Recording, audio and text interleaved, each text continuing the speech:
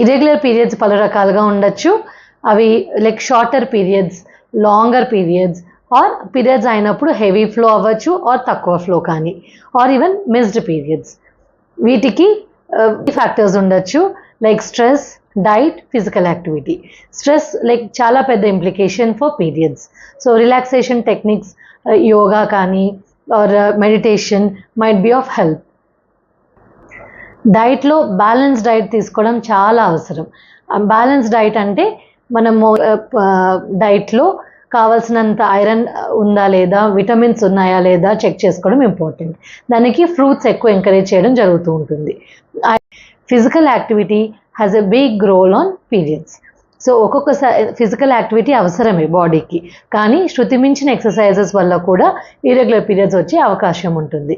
So please find a balance.